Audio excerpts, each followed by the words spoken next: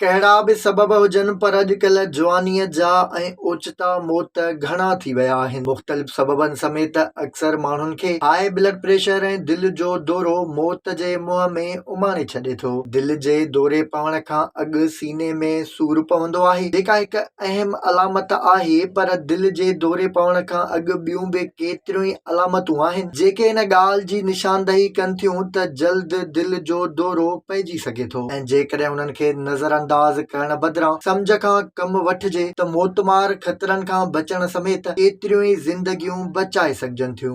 दिलि जे दौरे जे मरीज़नि लाइ 2 कलाक देरि बि संदन हयाती विञाइण जो सबबु बणिजी वेंदी आहे। सिहत जे माहिरनि मूजिबि दिलि जे दौरे खां अॻु वारनि में बि कुझु अलामतूं ज़ाहिर थियनि थियूं, जिन खे नोट करे जेकॾहिं एहतियात या फौरी इलाज कबो त इन मौतमार हमले खां बची सघिजे थो।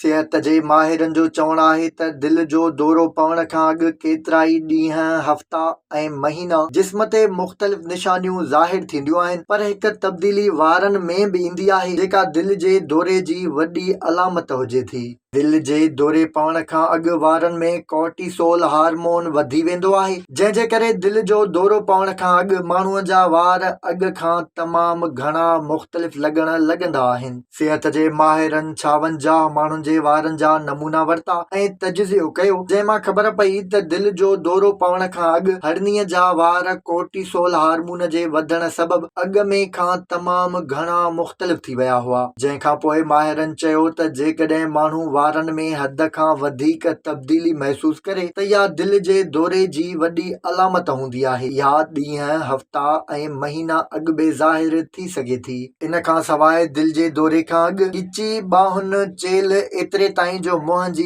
ॼारीअ में बि सूरु पवंदो आहे, जंहिं वक़्त ते ध्यानु ॾेई दिलि जे दौरे खां बची सघिजे थो।